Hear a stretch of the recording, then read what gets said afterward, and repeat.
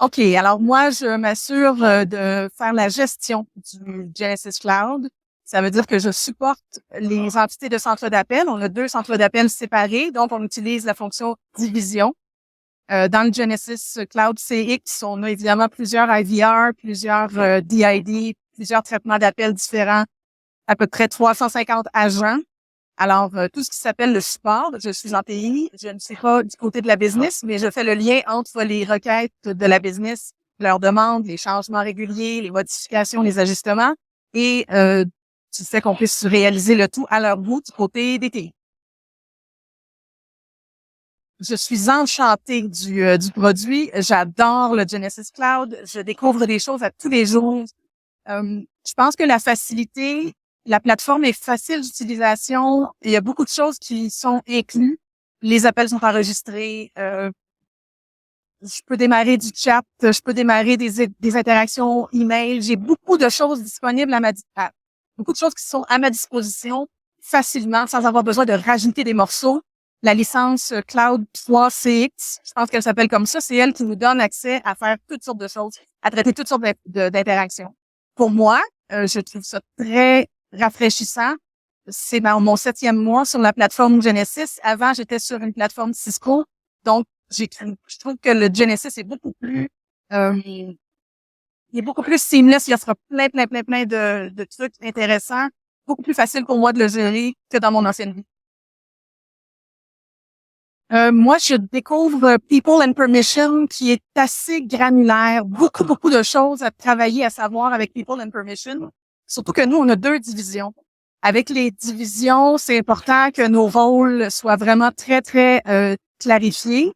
Je découvre, entre autres, que les canned response pour les courriels ou les chats ne sont pas division aware. Ça veut dire qu'il faut faire attention. Et je me renseigne, je vois que c'est prévu pour Q4.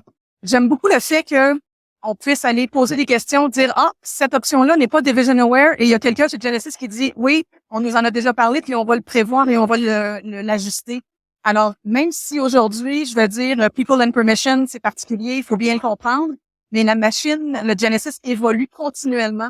Donc, s'il y a des petites choses que je trouve un peu difficiles, j'ai mon réseau, mon intégrateur, les gens chez Genesys, je peux me faire aider rapidement. Puis voir aussi que bientôt, quelqu'un va le prévoir pour le changer ou l'updater ou l'upgrader. Between 8 and 9. Entre 8 et 9, parce qu'on donne jamais un 10, il n'y a rien qui est parfait. Mais vraiment, je suis très enchantée. Je trouve que la plateforme est vraiment cool. Pour moi, qui suis d'un œil TI, je suis pas une utilisatrice user, mais ça fait longtemps que je supporte les utilisateurs business et des fonctionnalités de call center que je n'ai jamais réussi à avoir par le passé, je les ai maintenant. Et toute mon expérience de téléphonie m'aide à les guider. Donc, je donne un 8.5 sur 10. 8.5. Et I'd stay with 8. Je pense que ça fait pas beaucoup de sens d'utiliser le Genesys pour mes business users, mes gens qui ne sont pas du centre d'appel. Donc, dans le système téléphonique, on a toujours les gens qui appellent les business users et les call center users. Donc, si on était sur un ancien système téléphonique où tout le monde avait un téléphone sur le bureau dans l'ancienne vie, on passe à Genesys. C'est peut-être pas une bonne idée de donner le Genesys à des gens de l'administration, des finances, à la réceptionniste ou enfin, c'est peut-être pas là où Genesys s'en sort le mieux. Pour les call centers, par exemple, c'est parfait. Nous, ce qu'on a fait, on a choisi de donner de la téléphonie dans Teams pour les gens business, les gens admin. Puis, toute la gang du call center sont sur Genesys. Évidemment, tout le monde se parle via Teams de toute façon, de moins en moins de conversations téléphoniques. Alors là où je trouve que vraiment ça se démarque, au niveau du call center, c'est merveilleux. Mais je pense que ça vaut pas la peine d'avoir une licence, pas une licence top pour un user de type administratif. D'ailleurs, avec le temps, on voit que de moins en moins, les interactions se passent via appel. Pas pour le centre d'appel, évidemment. La business les appels entrent par le centre d'appel. Donc, c'est névralgique d'avoir ces conversations au voix. Mais du côté de l'administration, des finances ou de la comptabilité, on n'a plus vraiment besoin de se parler. Ouais, ça fait quand même plus d'une vingtaine d'années que je suis dans la téléphonie et que je suis à supporter les utilisateurs Donc, de la téléphonie traditionnelle, Nortel, Northstar. Moi, je suis pas dans le gros PBX de 2000 téléphones. Je suis en dessous. Le Nortel, le Northstar, Panasonic qui a fait ses armes et qui a eu beaucoup de succès. Sur le Mitel, toujours avec des instances de call center à côté qui fonctionnaient très bien. Le Cisco aussi. Mais maintenant, ce que je découvre avec Genesis, c'est un monde qui est complètement cloud. Ça, c'est complètement nouveau. On est plus sur le on-prem. On n'a plus de switch dans le garde-robe. On n'a plus de ligne dans le garde-robe. Tout est différent maintenant. Et ça, sur le Genesis, je trouve ça très, très, très rafraîchissant, intéressant. J'ai l'impression que ce produit-là, c'est celui qui regarde en avant le plus vite, le mieux. Pour les années à venir, les prochaines générations, c'est pas sur un vieux système non-star qu'on va avancer puis faire avoir un gros call center. Il faut vraiment se débarrasser de ces trucs-là, regarder de l'avant. Donc, je pense que le Genesis, il se démarque. J'en ai pas comparé, j'ai pas travaillé avec d'autres produits similaires. Il y en a d'autres, des produits cloud out there dans le call center, je les connais pas. Mais pour mon expérience personnelle à moi, on est sur la bonne voie avec le produit qu'on a présenté. Well, right now, pour moi, comment ça s'appelle?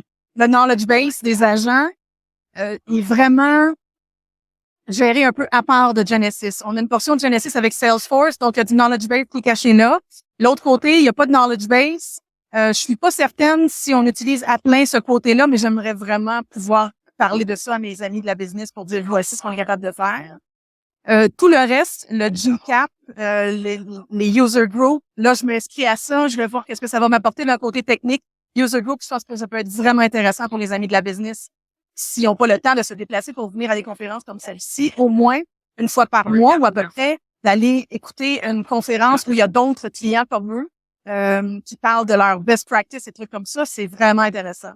Donc, I'm not fully onboarded with all these goodies, mais ça va commencer là. I'm starting to get the feel of it and what I can get off of it and then offer it to my users. Bonne question. Ça fait 7 mois que je suis avec l'entreprise. Je ne sais pas si il y a eu un impact énorme par rapport au ROE ou au truc, par rapport aux finances. Je peux dire que j'ai changé mon telco. Maintenant, dans le Genesis, je suis avec un Bring Your Own Carrier qui rentre directement dans le Genesis. Donc, pour nous, ça va couper les frais, couper les coûts d'un SBC classique avec un telco classique. Alors ça, Genesis nous offre ça. On peut pas faire ça avec un autre système téléphonique classique. Donc, un des avantages, là, je pense au dollar, le fait que je puisse avoir un Bring Your Own Carrier qui rentre directement dans Genesis et éliminer la couche physique, que je puisse aussi jouer avec mes channels de ce côté-là. Donc, je peux gérer ma téléphonie selon les temps de l'année où les call centers sont plus occupés ou moins. Alors ça, d'un côté argent monétaire, ça peut être un positif. Par rapport au retour sur investissement, l'entreprise pour laquelle je travaille était déjà sur Genesis Pure Connect depuis des années. Donc, le move à Pure Cloud était un move logique parce que le Pure Connect disparaissait.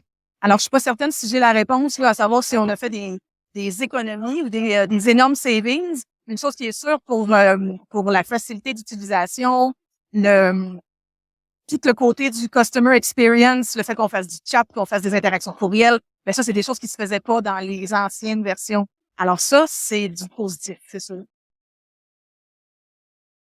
Alors, je n'étais pas là quand l'entreprise a passé de Pure Connect à Pure Cloud. J'ai entendu que l'intégration s'est bien faite, a été faite, ça s'est bien passé. Donc, il y a eu un gros projet, évidemment, pour soigner tout le monde de l'ancien au nouveau. Maintenant, j'en hérite, je manage le cloud CX. Mais clairement, l'intégration, ça a demandé beaucoup, beaucoup de préparation. C'est sûr, ça demande de la préparation, faire un review, toutes les IVR, qu'est-ce que ça dit, comment ça fonctionne, les agents, le nom des queues. Anciennement, ça s'appelait comme ça, workgroup. Maintenant, ça s'appelle différemment. Donc, tout le côté transition, faut pas le prendre à la légère. Mais les à la finale, quand on se dit qu'on doit passer à travers un changement qui n'est toujours pas de tout repos, il faut le faire, on n'a pas le choix, que ce soit de passer d'un vieux Avaya qui fonctionnera plus pour aller vers quelque chose de fonctionnel, ou comme nous, de passer de Pure Connect à Pure Cloud. Ne négligeons jamais l'importance que ça a, le niveau de détail aussi, puis le niveau de de professionnalisme qu'il faut mettre là-dedans. Il faut mettre les bons joueurs, s'assurer d'avoir les bonnes personnes sur place. Et surtout, ne pas oublier les users business. Les gens de la business connaissent le call center, comment ils l'utilisent. Nous, des ETI, souvent, on dit, ah oui, ça va être facile, on va faire fonctionner ça comme ça. Mais il faut absolument aller se renseigner avec les gens de la business pour être sûr de leur donner exactement ce qu'ils veulent. I'm not sure that sums up specifically your question, but yeah, in regards to the conversion and stuff. Oui. Oui. I don't know. Je ne sais pas. I have to say yes. Oui. Oui.